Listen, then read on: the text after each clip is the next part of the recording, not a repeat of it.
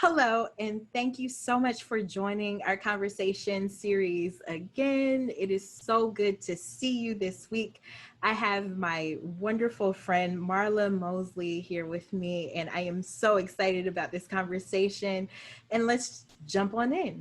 So, Marla, first question. We begin always our series with this one question: who are your people? My people. Well, I was raised from the age of 6 here in Georgia. So I have a mother. My father is here now, and my 3 sisters and one brother. And they all actually live in Georgia. So we're all actually in Georgia now. But most of us were born up north in the Massachusetts area. My mother and father, they're from Michigan. And so we still have people back in Michigan. Um, but right now, I guess I consider my people my immediate family right here in Georgia. So my brother and 3 sisters and their children and my mother and father. So, why did y'all move to Georgia? Well, my parents were divorced, and my mother um, had 5 children to take care of. So she moved south where she felt she could give us a better life. And it was a lot easier than dealing with the harsh winters of New Hampshire where Right. we were living at the time. So she brought us down here to Georgia, and it worked out. It worked out. She found a job, and at one point was working 4 different jobs and taking care of the 5 kids and just making it happen by the grace of God. Mhm. So I have to say this: no more harsh winters, right? Well, no, not like New Hampshire. New Hampshire is a totally different story than Georgia. I mean, Georgia, you get a little snow and everything seems to shut down. So it's a lot different. A lot different. Yeah. So this, she could handle this. I mean, New Hampshire, she was like, no, the whole shoveling snow every winter and all, no, that was, yeah. They get a whole lot more snow than we do. So So, different story. what order do you fall in as far as your siblings? I am next to the baby. Oh, So yeah. oh, So I don't have like that official thing where they have the first or the middle child or the mhm. baby. So I'm kind of squashed in the middle there. So yeah. But you get the world of being like the youngest or the younger. Yeah, on the younger side of things. Next to the baby. So Okay. Were you so tell me about what it was like growing up for you. growing up, the early years I remember it was good. Just happy, carefree, I guess in a way. I felt loved. Mhm. Uh, so that's a good thing. So you have a certain kind of perspective when you feel loved and cared about. Yeah. And um, let's see, we moved to Georgia. I think because I was kind of young at the age of 6, it didn't impact me quite as much as it did my older siblings, Mhm. as they had a chance to go to school for a few years, make friends, and end up missing friends and it being a big change for them. Since I was kind of starting out, I had just maybe gone to preschool and kindergarten. So it wasn't as big of a deal for me, the change at least. And so growing up down here, it was okay. It had its challenges. But again, by the grace of God, I was able to come through those challenges stronger and better. Yeah. So I'm not sure how much detail you want with all of that, but However detail you want to get into, whatever you feel comfortable with. um, well, I'm visually impaired, and so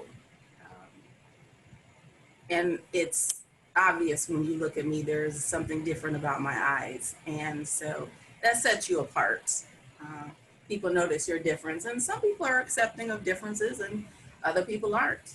And so those who were not accepting, they either um, they either made it difficult or um,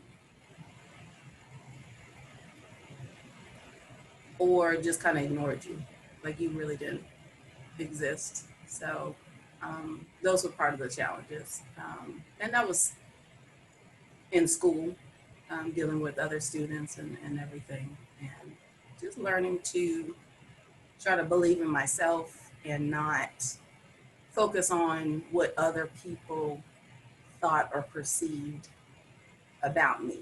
Because they see something different and then it automatically becomes negative.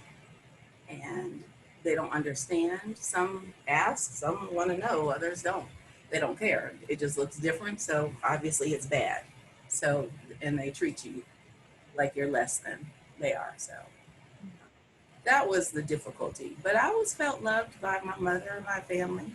That part was good. I had a good foundation of love and uh, foundation in the church. So that part was good, and that part helped me overcome the challenges and that I faced growing up, basically. So that was that was important. That was important to have because I really wouldn't be where I am today if I hadn't had that. My faith in God and a loving family. Was there like a part of you that like had to like come into acceptance of self? Yes, I believe yes. I think when going through the preteen and teenage years, Mhm. there's a lot of things going on with an individual hormonally and socially. Mhm. That's a tough time. And I think middle school was the worst years. Those were the worst. Hands down, the worst, the worst of all the schools. Yes, yes. So I would never, ever want to go back to middle school if I were to go back in time at some point to revisit a period in time. That would not be one of them. Um, it got better as the years went on in high school, and by my senior year, I was, I was so much happier and more comfortable um, from where I was prior to that. So, with each year, it got better. It got a little easier, and so it was an experience definitely. And so I have a daughter who is has a similar visual impairment, and so she went through a lot of similar things as well in school. So how was it like um so for you as a mother who who is differently abled and has a child who is differently abled, how how is it for you parenting? Like how did you comfort her? How were your like experiences from your childhood helpful in you helping her through her difficult moments? I was able to share. Well, first I was able to listen to her and her challenges, and share with her some of the things that I went through as well. And then she was able to see that I could fully understand what she was going through. And that camaraderie, in a way, that helped because then at least you have someone who understands. Right. They went through a lot of the same things. And, you know, you bond, you, you get even closer when you share those kind of experiences. And so, yeah, it was good that I could understand a lot of what she was going through.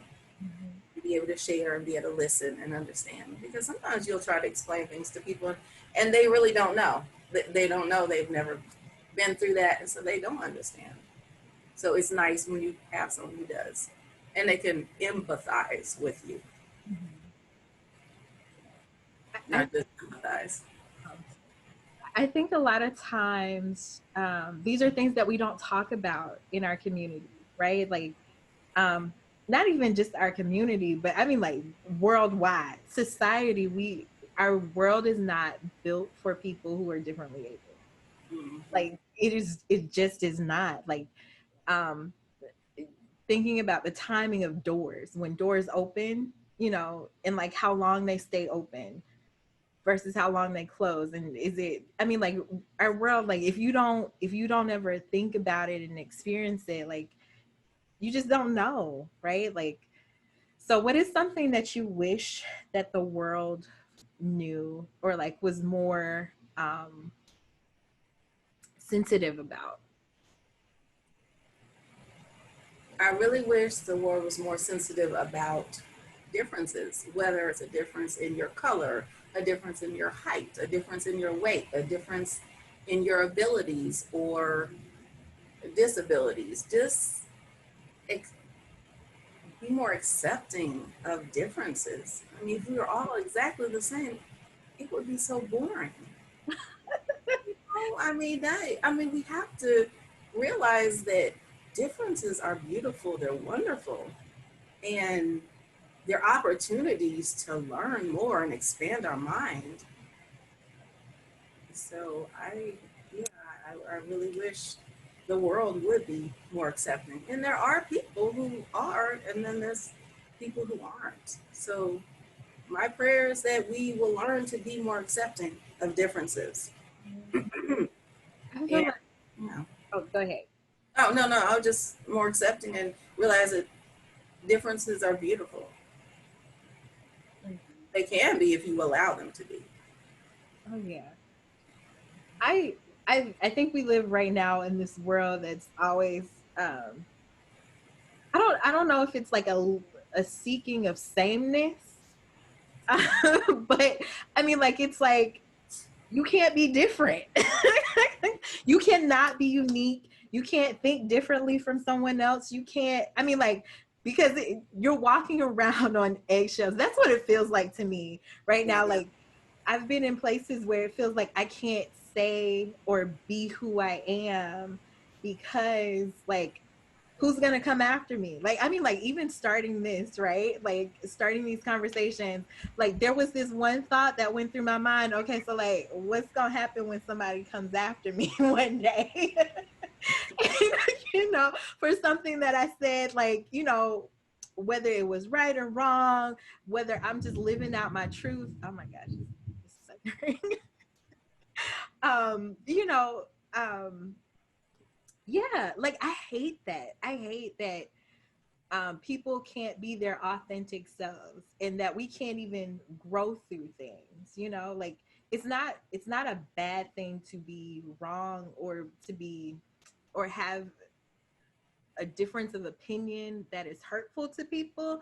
But what becomes wrong is like when you shut down to other ways of thinking and to have this conversation of openness. Like, I think that's where that goes wrong, right?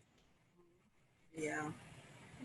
And it's weird because when when people are younger and like in school and middle school and high school and people kind of want to be like other people who are considered the popular people, the people who maybe fit a certain mold and how they look and how they dress and all that.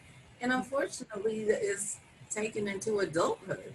I mean, there are some people who kind of like, you know what, I'm not going to be a part of that. And they pull away and they do their own thing. And then they're considered the black sheep. And then all a number of other people try to still do similar things and say the similar things and dress a similar way and do this, kind of the same thing, and it's like sheep, they're the followers, and instead of being an individual and being their own leader and being different and showing it's okay to be unique. And it's just sad that people, a lot of people, I would just say a number of people, don't mature to the point where get to the point where they say, you know what, I'm not gonna do that anymore. I'm gonna be my authentic self. I'm not gonna continue to try to quote unquote fit into this particular crowd of people, because a lot of times that crowd isn't necessarily doing everything that they want to be doing. They don't necessarily always hold the same values or morals, but people are going to compromise those things in order to fit into this group because it's the popular group, or because it's the group that, I don't know, that can do certain things or get certain benefits or whatever. I think we really ought to learn to be more authentic. And I think there are some young people who are trying to be their authentic selves, but they're ridiculed by their peers, and as well as some adults, because it doesn't even stop, in school age. I mean, it happens as adults, and people turn their nose up at you. Oh, you like that, or you do that, or it's just really sad. It really is. That was one of the most difficult things that I had to, realizations that I had to come to, is that like mean girls and mean guys, it doesn't stop. It doesn't stop. Like I thought it ended like once I left high school. I was like, I remember leaving high school and I was like, okay, new start, fresh start, going to college. Okay, everybody's gonna be cool, you know. And then you come to college and you just like, man, y'all just like, well, I don't think I really had those experiences in college, but like it was when I got older, outside of, and like, yeah, but cliques still exist, and you're just like, why? No, I know. High school all over again. I'm like, I know. It's like we're supposed to be past this. We're supposed to be more mature, you know, yeah, passionate and understanding. yeah. That wisdom is supposed to be coming, not, staying the same. Supposed to get older and wiser, not Huh. older and more judgmental, you know. Yeah. I think sometimes though, just from my experience and like meeting so many different people in life, I think a lot of people are dealing with their own stuff, and like it's like a projection on you, and like it has nothing to do with who you are. It's like it's about them. And so learning that aspect of it freed me up from a lot of stuff, right? But it still hurts, when people say whatever they say or do whatever they do. It still hurts, right? And it's like this whole healing process. But like I do wish that we as a society, and overall, like no matter where you're from, like take the time to learn about yourself, and like take time to like heal from whatever wounds and stuff that is going on, you Mhm. know, internally, because you can't get to that point until you heal from those things. That is true. That is true. There's a lot of healing that needs to happen for a lot of. So tell me, what is one of the greatest lessons that you've learned from your mother, or multiple lessons that you want to uplift? Greatest lesson. Well, I think first and foremost, to believe in God, because He will get you through anything and everything. If you don't have that belief, you're a lot more likely to fall prey to just a lot of negative things and bad things in this life, whether it be drugs or alcohol or just different addictions or the mental issue. Just if you don't have God first in your life, is going to be so much more difficult. And with that faith comes hope. And with that hope comes optimism. With optimism comes so many more opportunities because your eyes are open and you're willing to try and you're um, looking for opportunities instead of closing yourself off. And so, first and foremost, her belief in God. I mean, that's what got her through. That's what got her through. I mean, it's not easy being a divorced mother of five, a single woman with five kids. That's not easy. It wasn't easy back in the 70s and 80s, and it's not easy today. But God is, and she will very quickly let you know that that is what brought her through. God's the one who made it possible for her to raise five children on her own. You know, the divorce wasn't her idea. So she didn't up and say, I want to leave and do this on my own. She was put into that situation, and she believed in God and let him lead her, and she did it. And we are all grown and we're still alive and nobody's in jail and nobody's on drugs, and we all have our own individual families, and we all know God. So that's a big accomplishment, I think. And so that had a large effect on me and how I decided to raise my child. Definitely knowing the Lord and making him a part of her life, the center of her life. And as things come up, as challenges come up, as problems occur, she knows who to rely on. She knows she's got God first and her family. And eventually it'll be all right. It may take a minute to get through this issue or that problem, but it's gonna get worked out. God's gonna work it out. And with prayer and worship and praise and belief in God, you'll be able to come through anything. And so I was very blessed and happy to be able to pass that on to her. Mhm. That's a strength. That's a strength that she needed, that we all need. So I think that was the greatest lesson that I was able to learn from my mother. And I knew I wasn't really trying to do five kids. One is enough. I'm good with one. And so, so yeah, I mean, it's hard enough to raise one nowadays. So five, I was like, ooh, God bless you. Your mom sounds amazing. I know she is. Like I don't even have to assume. Like I just know she's amazing. Yeah, I love her so much. Yes.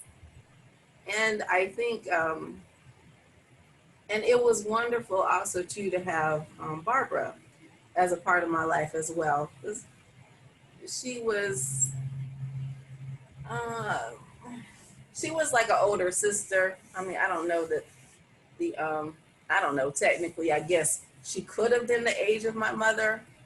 Not, she's not the same age as my mother, but the difference in age. Technically, she could have been a mom to Mhm. me, but um, she was more like an older sister in that she watched over me, she took care of me, she taught me things, um, she listened.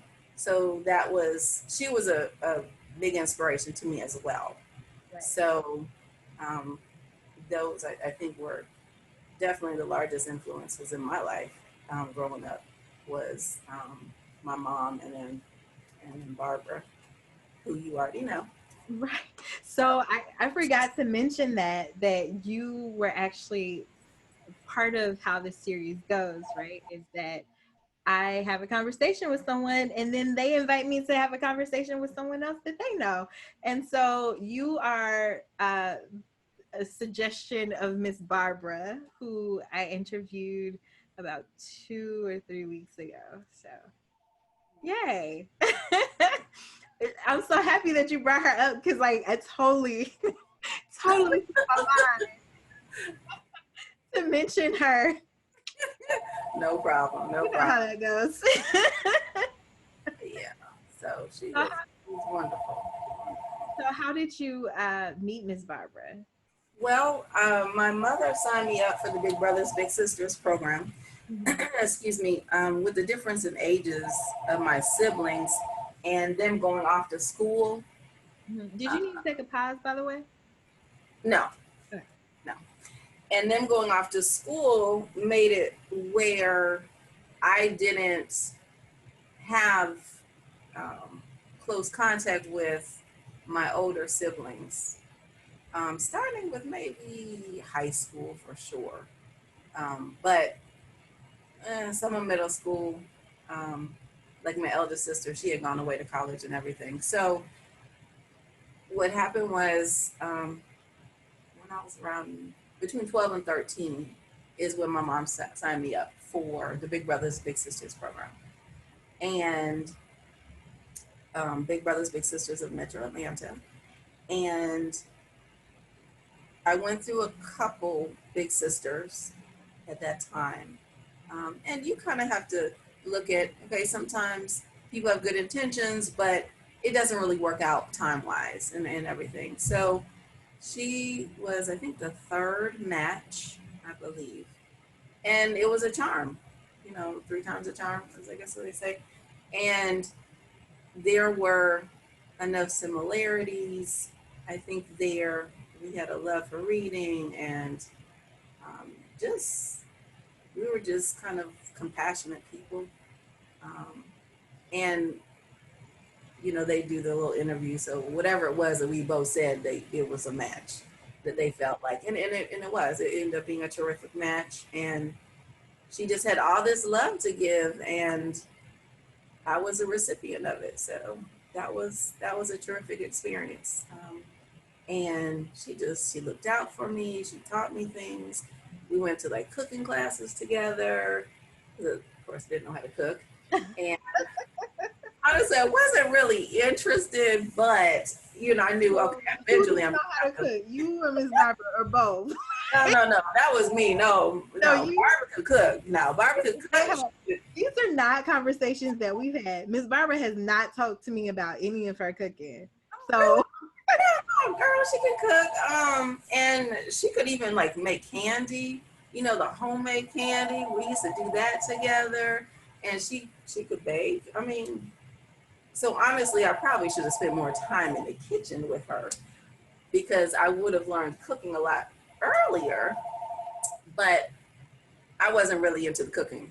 But it was fun to do the cooking classes and go in there and do different things with her. So it was truly like having a big sister. It's all the stuff I didn't get a chance to do with my older sisters, to be honest. So it worked out perfectly because she was like a member of the family. So that was really really beautiful. And then I don't remember what year it was. I had nominated her for the Big Sister of the Year, and she won. Yeah. So yeah, she's terrific. So okay. um, yeah, got the plaque and everything. So yeah, she was happy. I'm still stuck on the fact that Miss Barbara can cook, and she ain't never mentioned cooking, like ever.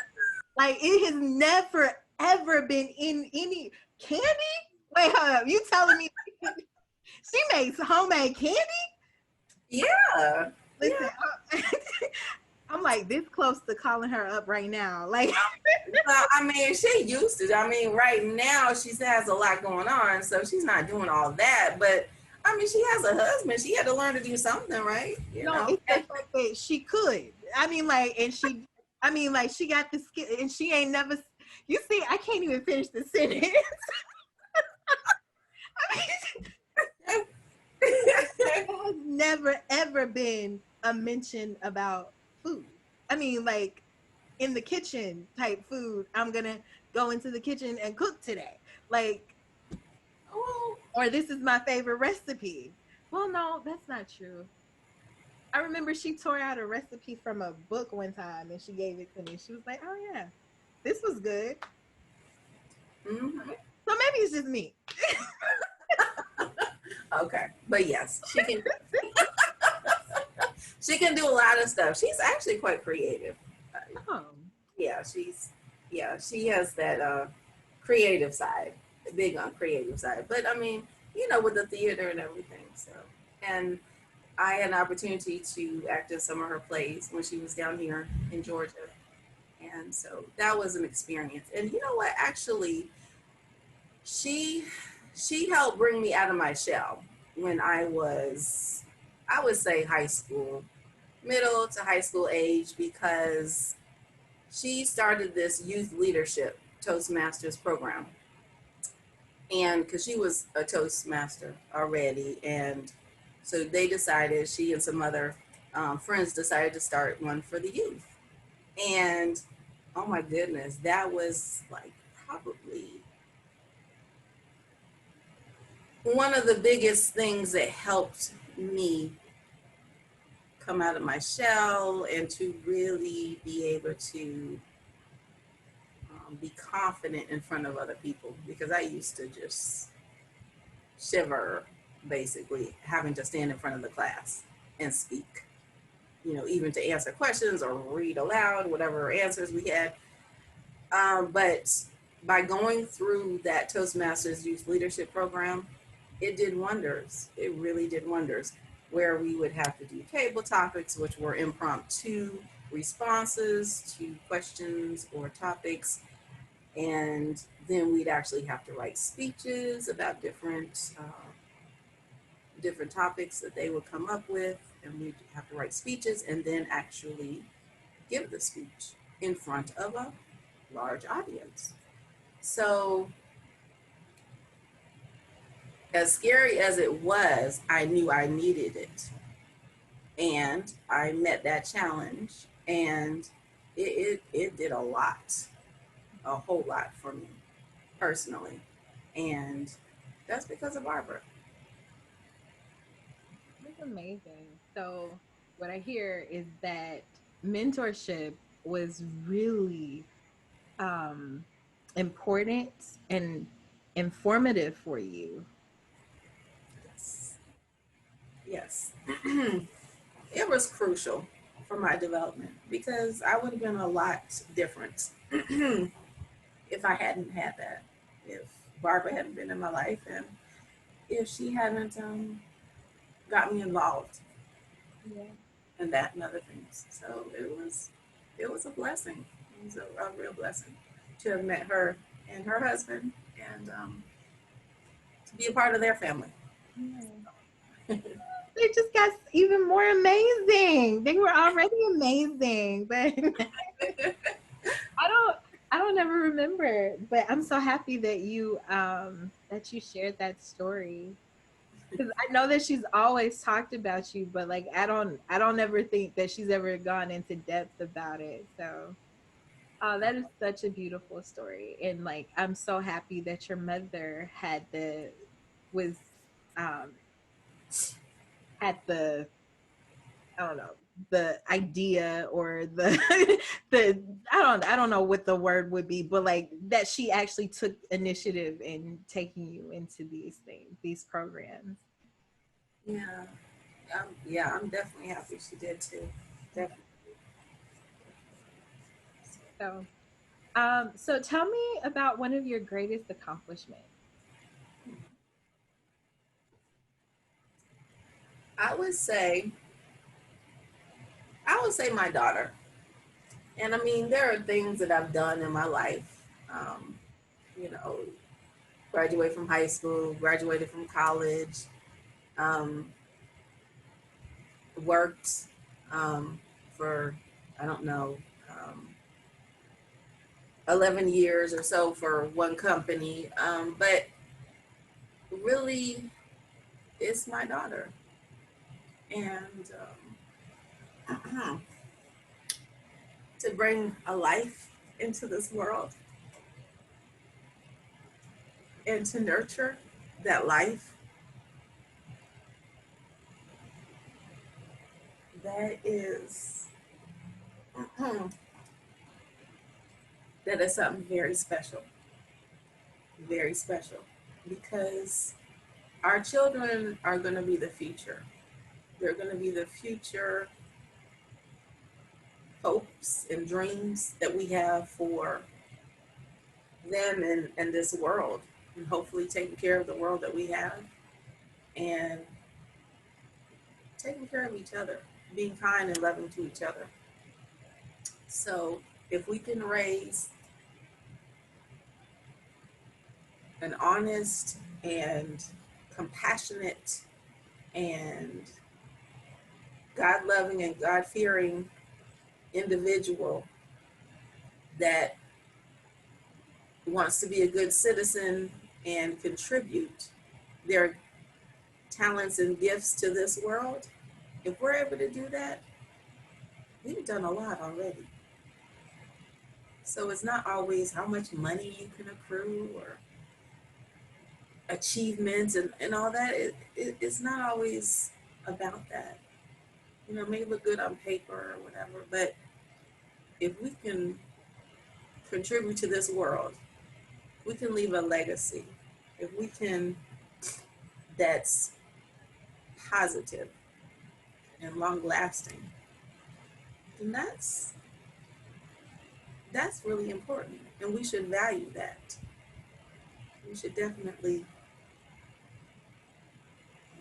appreciate our contribution to this world when we bring up well-rounded and loving individuals, because that's going to make this world a better place.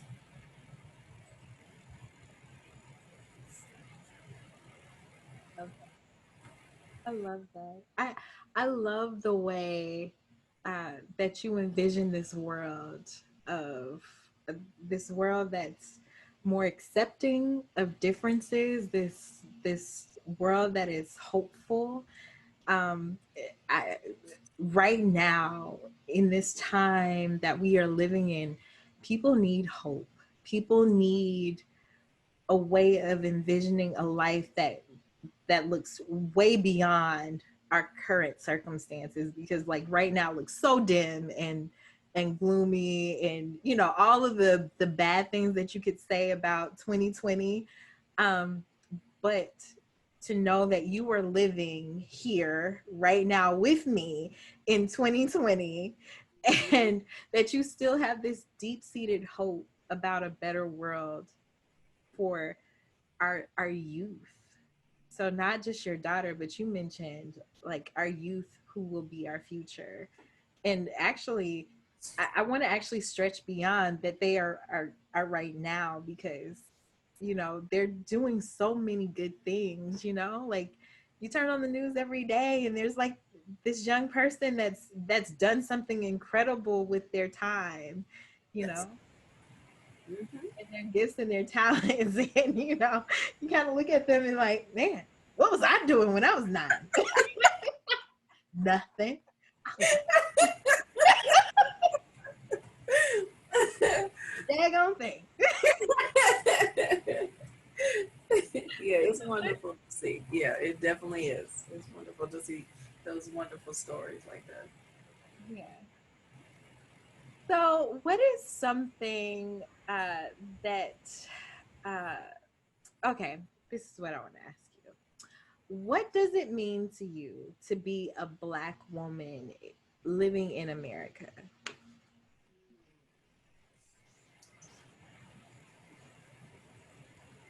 It means that, number one, in spite of the challenges, we do have it in some ways better here than other parts of the world. Because other parts of the world, women are not only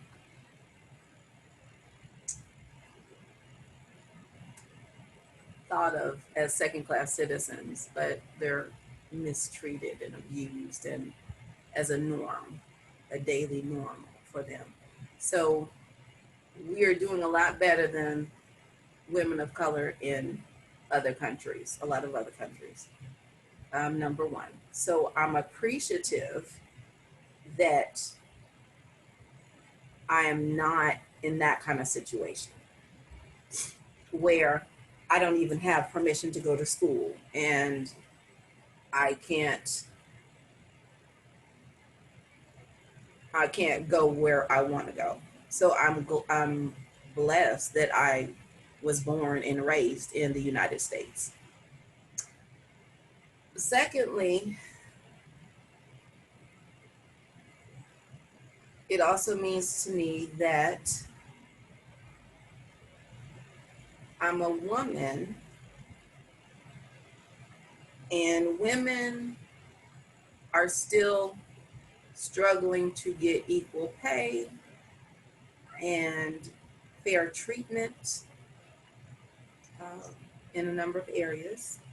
We are doing better than we used to, but we still have uh, a ways to go to be able to get the benefits that men do, the same kind of benefits that men do.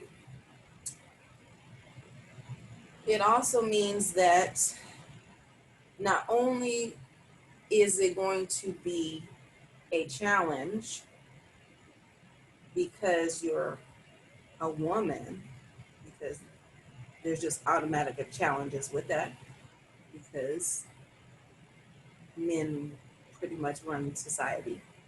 Um, there's always good women behind those men, but men basically have most of the say so. I believe that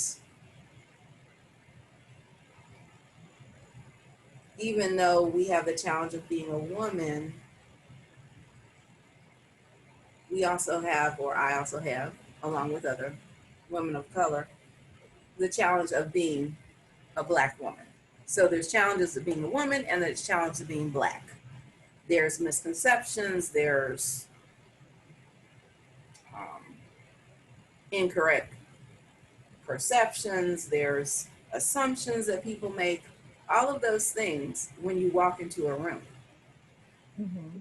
When you're talking on the phone and you sound proper, they don't necessarily know you're of color. But when you walk into the room, it's obvious and at times can be a disadvantage. Um, so, but in spite of all of that, I still have hope. I'm still optimistic.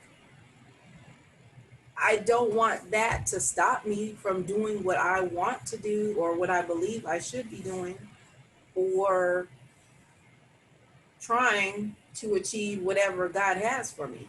So just because it's difficult, it doesn't mean that I shouldn't try.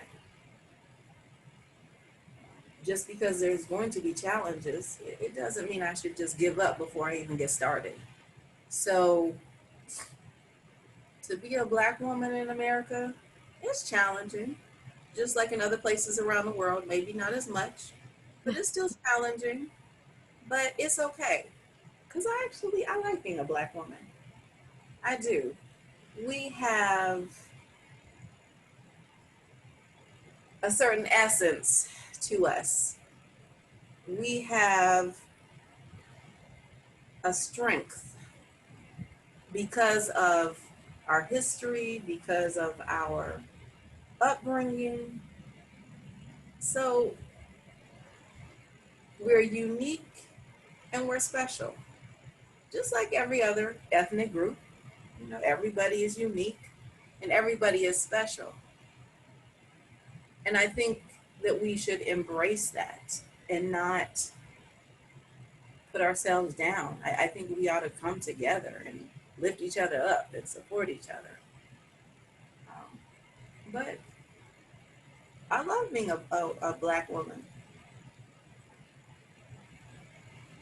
I wouldn't trade it for anything else.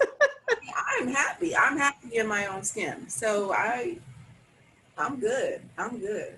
And yeah, it's gonna be challenging. And but hey, who doesn't have some kind of challenge?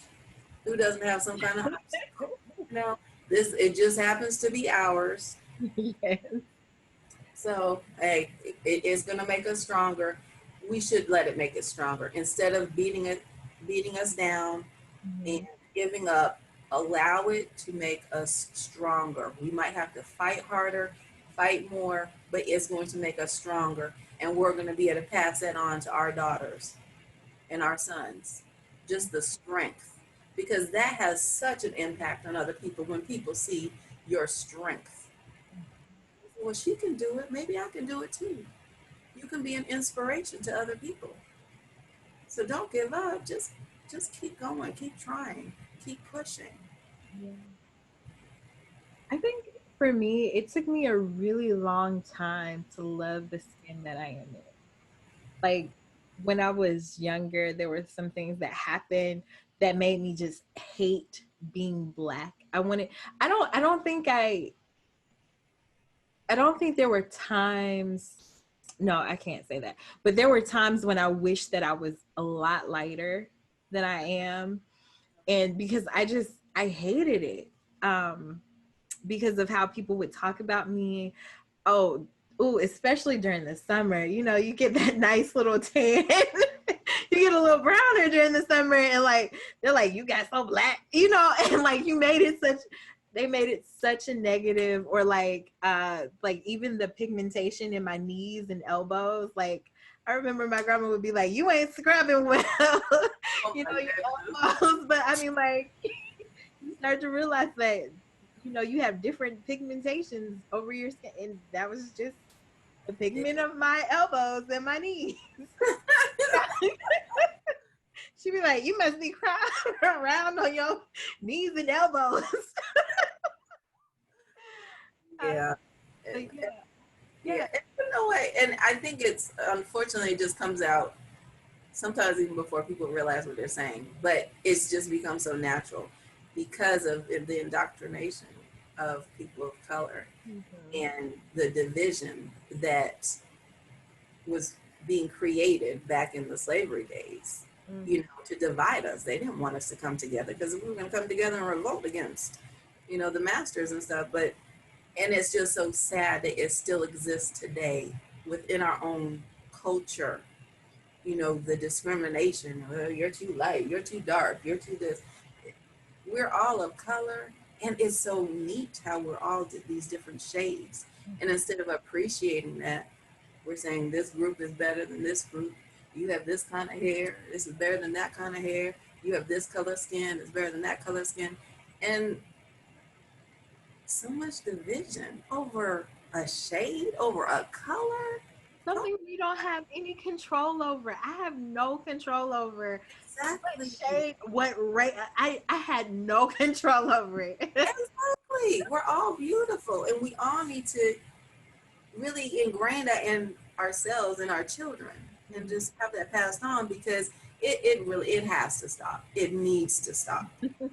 It's gone on long enough, okay, for real. And it's sad, even with like sororities and fraternities and stuff. And you'll look on some college campuses, and all the light-skinned girls are this over here in this group, and all the dark-skinned girls are over here in this group. And and like I on my campus, I was like, well, the light skinned girls are in this group and the dark ones are, but I want to be with the dark skinned girls because I like this particular organization better than that one. And you know, so you're kind of like, okay, is that gonna be a problem? Because they seem to divided themselves up, and it's just unnecessary, and you miss out on meeting and getting to know some wonderful people by discriminating, even within your own race, because of the shade of their color. Yeah. That it's Well, not a bad thing to be lighter or darker. You yeah. know,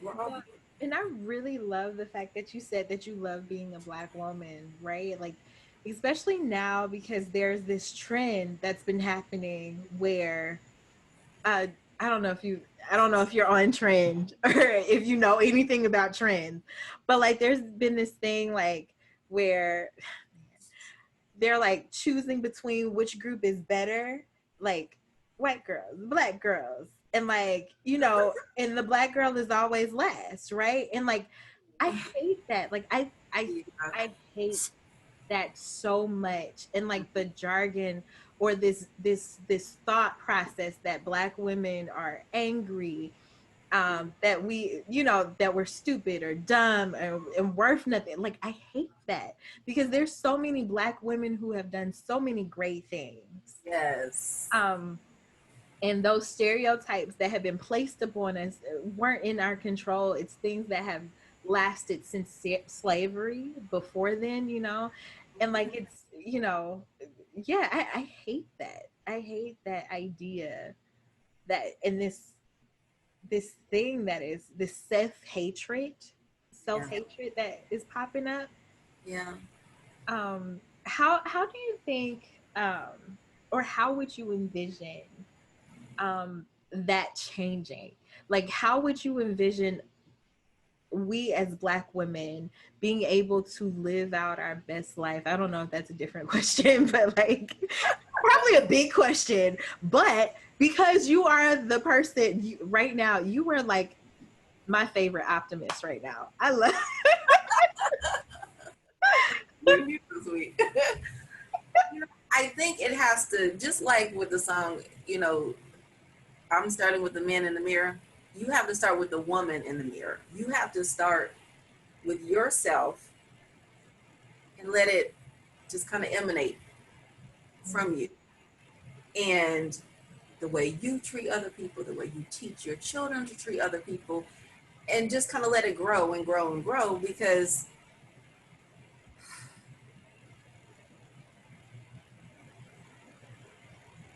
you have to have that desire for things to get better and the perception to get better, and not just say, well, it is what it is and I'm not going to worry about it, or, well, there are females on the radio calling us B's and H's and all that kind of stuff, and it's what's being done, so I'll just continue it.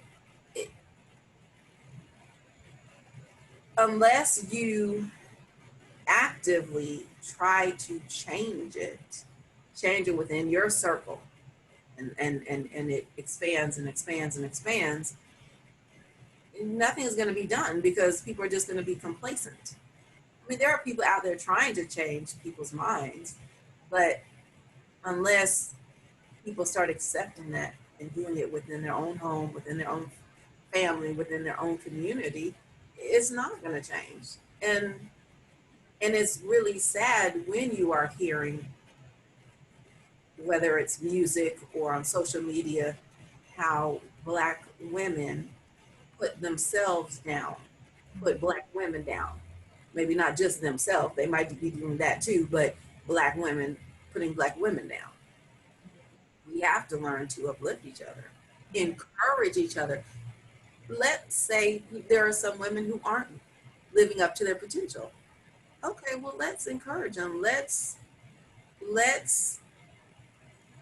try to teach them, offer help in some way where we can bring them up to where maybe we are. Instead of looking down on them, offer some kind of help, offer some kind of training, offer some kind of way for them to learn to do it another way that could work better. And they can feel more confident in themselves. Because a lot of times it's that low self-esteem that keeps you stuck in that bad place.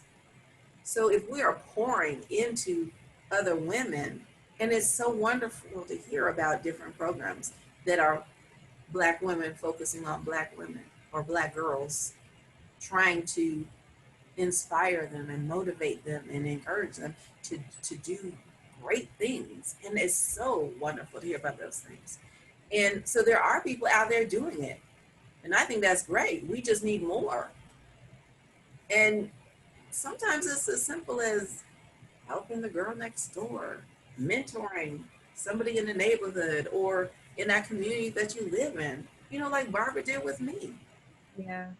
And by pouring that love and compassion and understanding and whatever you can teach them, by pouring it into the young people or pouring it into just women, period, in whatever way that you can, that's going to improve the life of other people and so on, and inspire them to help somebody else and so on. So I think if we start at home and Right. start doing it in our communities, I think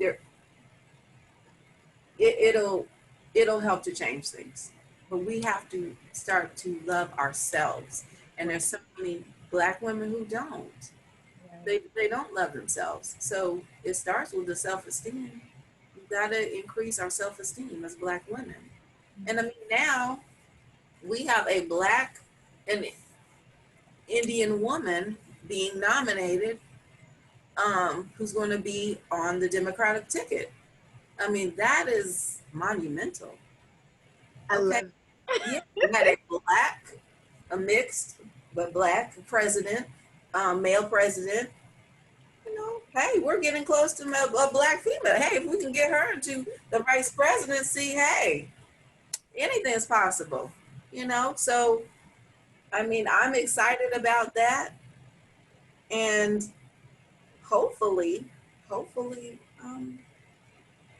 black women will realize we need to do more to help ourselves because not everyone's going to do it. I mean, Yeah. other communities of ethnic communities aren't really going to do that. Not for us. Yeah. So we really have to put forth a serious effort to do it for ourselves. And then sometimes then other people are like, oh, okay, that's cool. And then they'll jump on the bandwagon. So we've got to definitely start out by doing it for ourselves Right. first and foremost. And stop putting each other down. That's your sister. No, you weren't born in the same family, but that's still your sister. Let's lift each other up. Let's take care of each other. Let's love each other because it makes the world such a better place to love instead of hate. Yes. Yes. Say that one more time. It makes the world a better place to love and not to hate. Amen. Oh my gosh, like what you were saying is really hitting home. So like last year I did a series of conversations. It was me and I was part of this cohort of women, Holy Disruption, and like we were doing a conversations about girls being pushed out of schools based Mm, off of I don't have the book. Um oh man, I want to say her name is Monica White, but I think I always get it wrong. It's either Monica White or Monica Morris, but the book is called Push Out, and it's about girls of color being mm, pushed out of schools into prisons.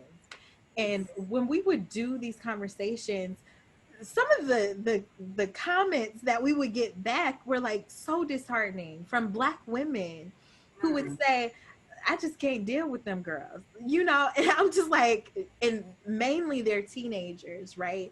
Right. And the fact that you can't go to school, that you can't come to your church, that you can't go any other place without someone saying that you are the worst of the worst Oh, because you were going through puberty.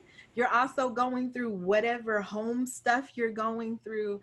And people are like, you're just the worst, and I don't want to deal with you and your attitude. Like, I think that was so disheartening to me. Um, like, yes, teenagers, yes, they can be tough. You yes. were tough too when you were a teenager. Okay, like you just paying your dues, okay? What you did to your mother and all the people that raised you, you just gonna reap it again, okay? Like we all have to live through it. But like, it's just a tough time in life. And like, especially like if you feel like no one around you likes you, like school should be like this safe haven. At one point in time for me, high school was my safe haven. And it was certain classes. It was like my art class. And when I was in orchestra was my safe haven. And then like I got involved with band after school, and I would go there, and like because I didn't want to go home. And so like I would hang out with all the band kids in the percussions. I would hang out with the percussionists. Mhm. And I mean, to find that space where I felt like a sense of belonging and acceptance, and like I think that if you have never found a space where someone says that you were loved and you were worthy of love, that you can bring your whole self, attitude and all, and I will accept you. You know, and we'll work on everything else later. Like, but if you could come and just be, and like, also this other part of this that you're saying, that women supporting women, especially black women supporting other black women, is very key. Like, I feel like we're so involved in this like competition thing. Like, Yes. you can't come up, I can't help you come up. Yeah. Yes. Like, I'm on the come up, and I'm like, isn't there room for everybody? Like, Could be. Shark Tank. Well, no, I don't know if it was Shark Tank, but something that I was watching where, oh, it might be Les Brown. I don't know. Anyways, somebody I was listening to, and they were like, if you go down the aisles of the supermarket and see how many brands of sauce or brands of bread there are, like if you would go to your grocery store and like see all of these farmers that produce all of these things, and that there's, if there's enough space for them in this aisle, don't you think that there's enough space for all of us in our ideas? Yes. And like, and it's like one small, I mean, like, it's just bread, but like, you got all types of different breads, and like there has to be something that makes Wonder Bread different from honey oat. Isn't that what it's called? I don't know, I stay over to the public side of things. Okay. Publix bread. But yeah, there's a lot out there. So there's room. There is room. Unfortunately, part of it's the jealousy. Hmm. You know?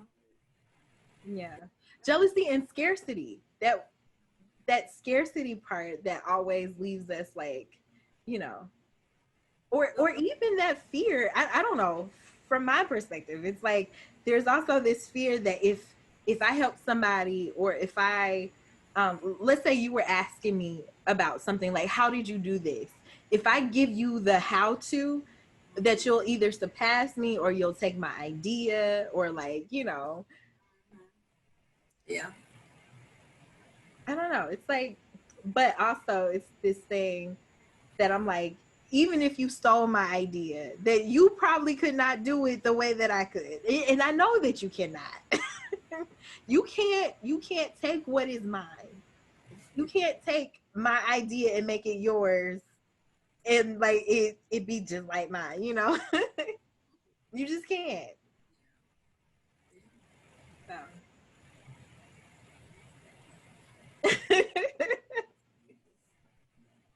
Yeah. But it would be really nice if more, and there are some out there. So definitely there are black women out there helping other black women, black girls, and I that warms my heart. We just need it to happen more.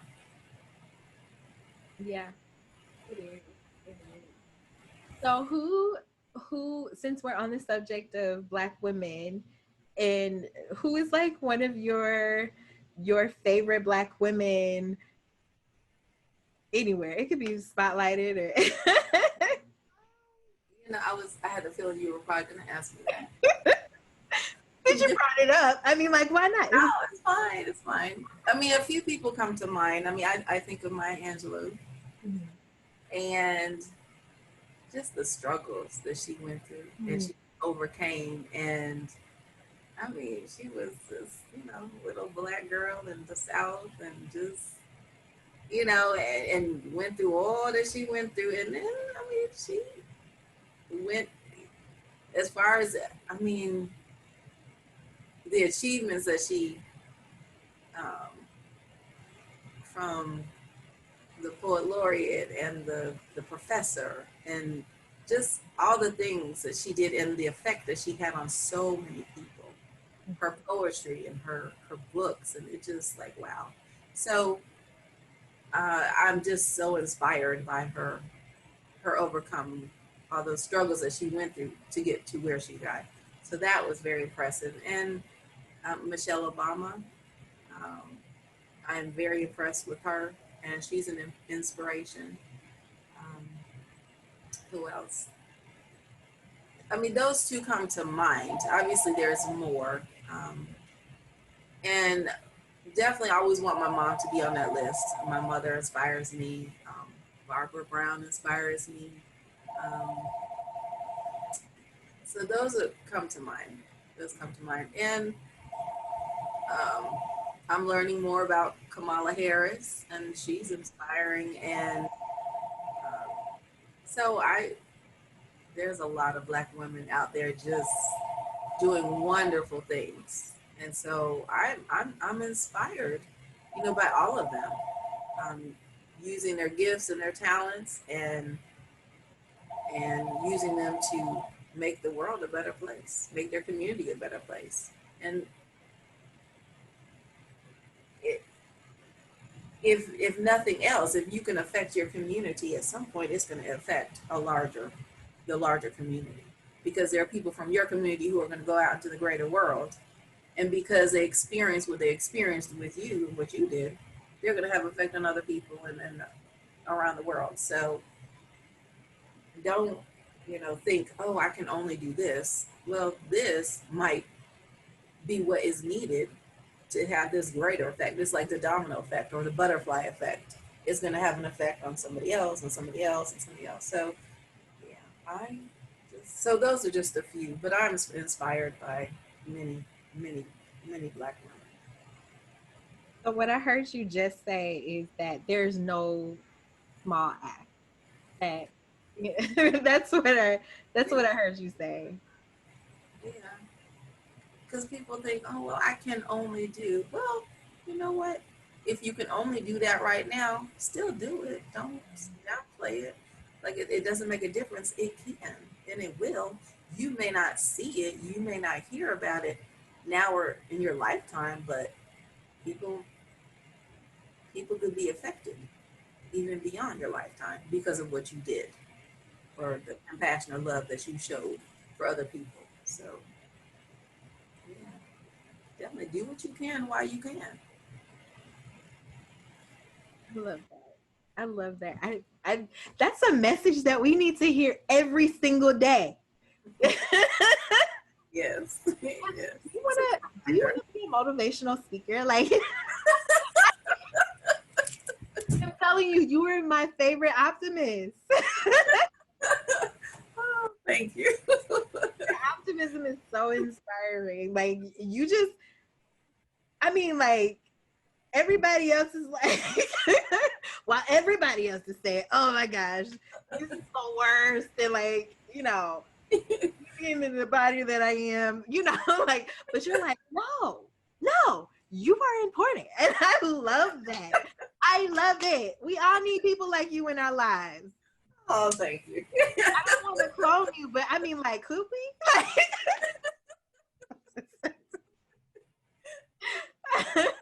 We need more of these conversations. Just so you know, like if you ever want an idea about what you want to do, like maybe Okay. your voice.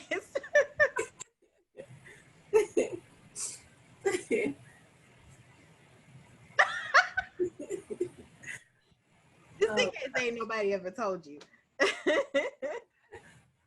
um, I don't know. I mean, maybe not quite the way you stated it, because that was very flattering. Thank you so much. No, I'll You try to mean the be. cloning part? Yeah, I won't.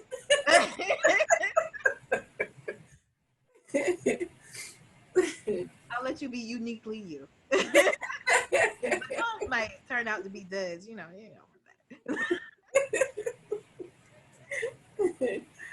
Oh gosh. But yeah, sometimes you feel like that when you have so much to do. It's like, man, if I could make a clone, then I could be doing this and doing that and doing this. Who You you know. telling? I wish I could like or if there was like this personal robot assistant that I don't have to worry about taking over the world, that I could be like, hey, do you mind? Yes, yes. Yeah. Oh, that's what What a dream that would be. But we were clearly not meant to do all that. So Yeah, hey, we're gonna have limitations, and we're human. That's all right. they're Do working on it though. I'm sure. Like they've yeah. all these robots that do flips and stuff and run. Wow. But then like also the part of it is like now I'm living in like all of the pandemic-esque type movies. I Mhm. don't want to live in that the robot apocalypse movies anytime soon. Yeah. uh, just, Yeah. the robots. No, you don't want to open up that Pandora's box. No, we don't need no more boxes. No more boxes. But so I want to ask you this two questions, and I think we've been on for about an hour, haven't we? I don't know. I'm not sure. I I've have lost count, but it's okay. okay. It's a good thing. Okay, so like, what is something that people would be surprised to learn about you? Hmm. Surprised. Hmm.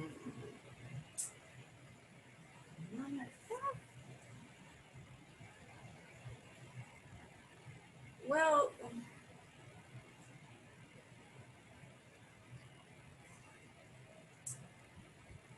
I'm not really sure because I mean my family knows a lot about me, and then I guess there's the friends, and then the church family and all that, and I'm trying to. So sometimes you share more, obviously, depending on the group of people that you're dealing with, and I'm trying to think. Hmm. I mean, my family pretty much knows me. So, and I was trying to think of something maybe that they didn't know or would surprise them totally. That might be surprising to everybody else. But I'm just having trouble thinking about it. I mean, the other people, um, I mean, my family knows I took French in college, high school and college, and they, I guess, they know I like French, but maybe the other people don't know, like my church community and all that, how much I really like French. And um, when you don't use something, you lose it. You lose a lot of it. And so it's been so many years since I've really um, spoken much of it. I might just say little things here or there, but really taking the time to have conversations because just, I guess, in the people I've dealt with, and maybe in the last several years, they are French speakers. So never continued really um, pursuing that, um, speaking French and trying to keep up with it conversationally and everything. But I really love it, and I'd like to get back into it, to be honest. So that's something kind of has been floating around the back of my mind, to try to reignite that, revive that, however you want to call it, um, utilizing the French language, and yeah, so I can use that. Not sure what I want to do with it. I would like to. I mean, just something about it. I just love the French language, and I have pictures of Eiffel Towers in my room, and I was like redoing things in my house, and that's what came to mind. And I saw this picture of the Eiffel Tower, and I was like, oh, yes, I love it. I want it. And so I put it in my room, and it just, I don't know, I think part of it is a reminder of a trip I went on with my mother years ago, back in 98. And we had the opportunity to go to France. It was a great deal. to fly. It was like, I don't know, maybe like $500 or something for two people. It was like, oh no, we cannot pass that up. Okay. So yeah, so actually it was four of us, my mom and I, and then two of her friends. So it was like four ladies, black ladies. Hey, doing it. And we went to France, and we spent about 9 days, and we found a place to stay. Once we got over there, went on a recommendation, and it ended up being a good place. And we just walked the city, experienced everything. So have a feeling that has something to do with, um, at least partly to do with it. It was just, I was young, I was energetic and excited about going to France and using my French that I had learned in school, and a little scared because you don't want to mess up and have them look at you like, what did you just say? But it was a lot of fun. And even though, I mean, I was with my mom, and I don't know, she was, I don't know, maybe in her 50s or so. Um, and I was the youngest one in the group. The other ladies, I don't know, she was in her 50s or something. The other ladies were in their 50s or 60s. But it didn't phase me, because we were all just out there having fun and sightseeing and all that kind of stuff. And I wasn't even concerned about the age difference, because we all just did our thing. And it was just a great experience. A lot of fun, and met a couple Black people while we were there. That's nice. And that's kind of cool. You're in another place, in another part of the world, and mostly what you see is Caucasians, but then you see people of color, and you kind of gravitate towards them. Like, oh, hi, how you doing? Where are you from? So it was just the best trip. And so anyway, getting back to the original question. So okay, so not everybody knows I went to France. Obviously, my family does, but not everybody else. So I went to France, had a great time, and maybe that's a reminder of it, I guess, maybe with my pictures of my Eiffel Towers in my room. It's just yeah, I enjoy that. So I enjoy the French language, and so I like to be reminded of that. And I don't know, something that I just took to it. I think my very first introduction to French was in preschool. I went to the Montessori preschool, and we used to sing the French songs. They taught us French songs and a couple French words. And that was my first introduction, but then I was reintroduced to it in sixth grade, where it was taught in my middle school or elementary school in sixth grade. And then I just took it. And, thereafter, I did seventh all the way up to 12th grade, and then into college. And I started to take Spanish because I realized how close the languages were. And so I started to take Spanish, but then I decided when I was in college, well, maybe not, because I had only taken 1 year in high school. And then once I got to college, they were speaking only Spanish in the class. And I'm like, okay, this is supposed to be beginning Spanish. How are we supposed to know what this lady's saying? I was like, okay, maybe this is not for me. So yeah, I was like, I'll just stick with French. So get me started. I had a girl like that. She came in and she got mad when nobody knew what she was saying. And I thought this was Spanish 101 or 101. Maybe I should have went to Spanish 100 or like 99. I mean, or one. Can I just go to one? Like, start all the way over. I know.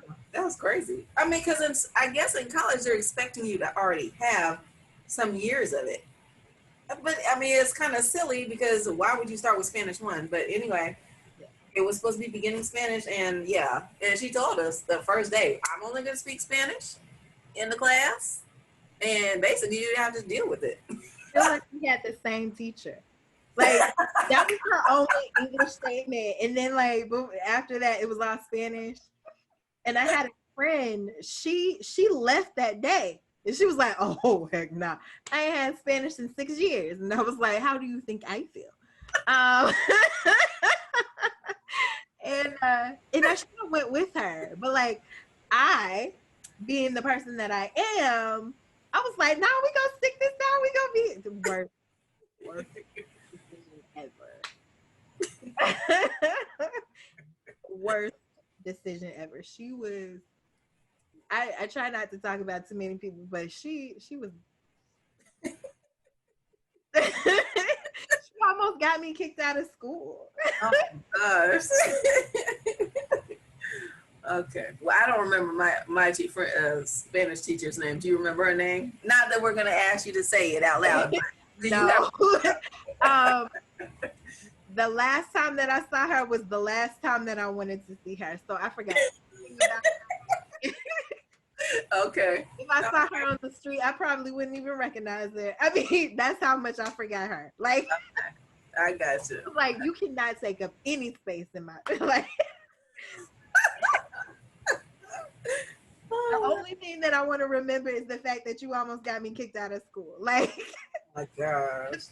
well, she tried to say that I plagiarized, and because I had gotten tutoring, because like I just didn't know anything. Like I could not keep up with you. And yeah, she tried to, and like her supervisor was like, "You can't kick her out for getting a tutor. Like, this is not plagiarism." Wow. Yeah, she was like, "So that lets you know how well I was doing in class." Oh my gosh. She was like, "Oh, you're doing too well." Oh my god. Yeah, I mean, I understand the idea of you just being submerged in all the total language. So then you're not thinking in English. You're hopefully starting to thinking in Spanish, not in whatever foreign language. And it works for some people, you know, off the bat like that. Other people, not so much. They need more. They need, you know, more combination of English and Spanish. So yeah. Yeah. But I understand the reasoning for it and everything. So. My next Spanish teacher after that, because you know, of course, I had to repeat that class, right? He was so amazing. Nice. He did more of like I don't know. I would compare him to Rosetta Stone. Oh wow. Picture, Okay. and then this. And then like if you ever needed help, he would sit with you. Like he was amazing. I was like, if I had you as a teacher throughout my school, I would have learned. Learn Spanish. Yeah. Mm-hmm. Yeah. I don't know. Yeah. Depending on who you have, yeah. They can make all the difference in the world. Yeah. I wish that schools were more I don't know.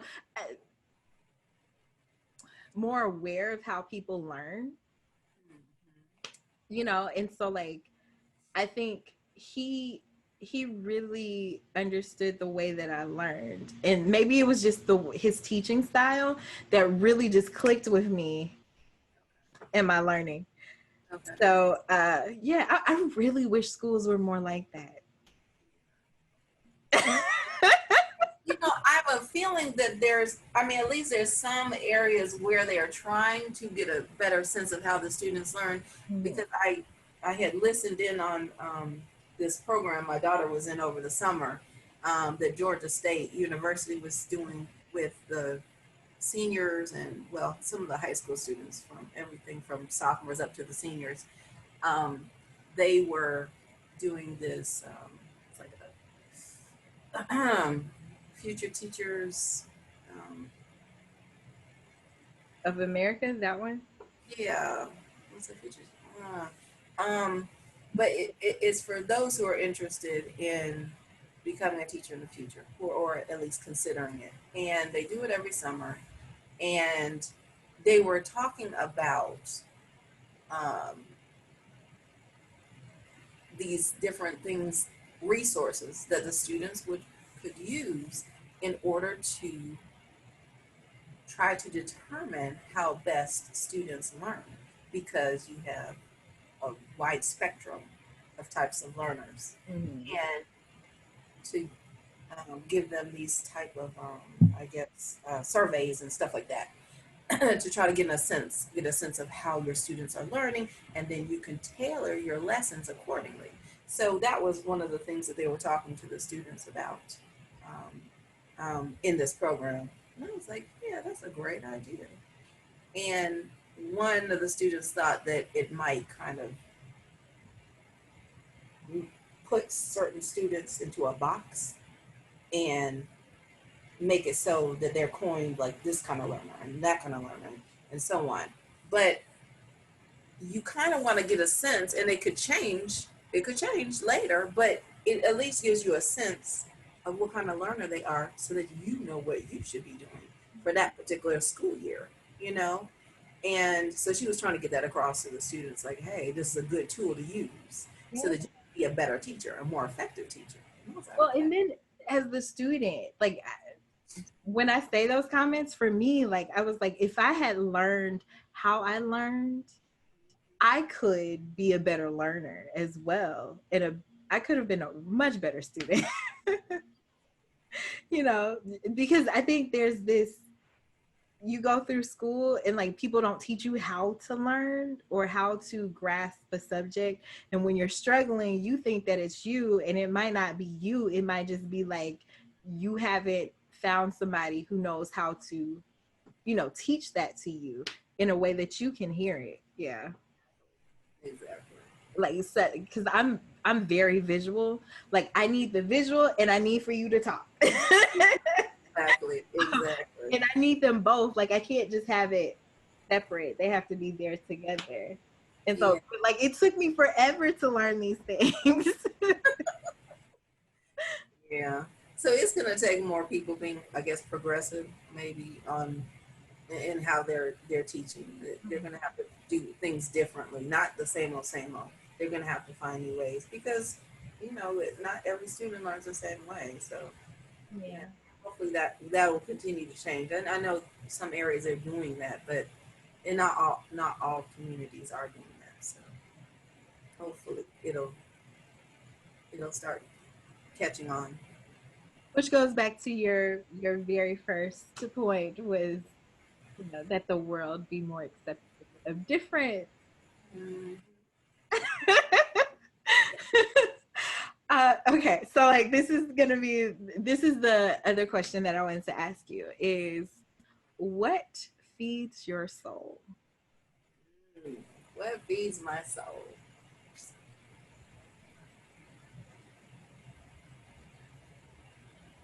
I would say prayer and praise and everything that comes out of that. So my my belief in the Lord God and everything, all the love that He showers, all the blessings that He showers upon me directly or through other people, that feeds my soul.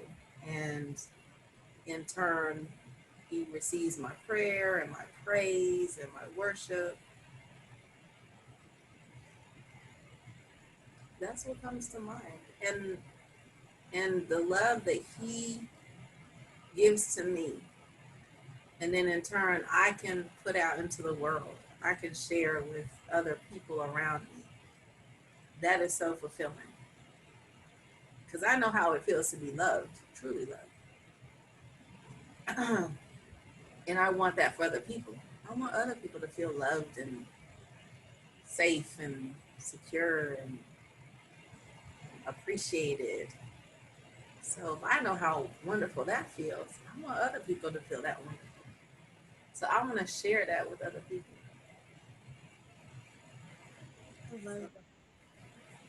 I love your spirit. I love your optimism, as I've stated before, and I'm gonna keep on stating it. I just love it that you are uh, just this person that exudes love, and I love that. I love your spirit, and I love that throughout your life and the lessons that you've learned that that what came out of that was this hope, that this, you know, like I just thank you, thank you, thank you, thank you.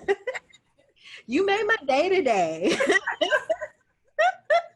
Thank you. You made mine too. This was a wonderful conversation. Yes, I'm gonna keep looking back at this and I'm like, whenever I feel like all hope is lost, I'm just gonna look back on this conversation and I'm like, oh my gosh.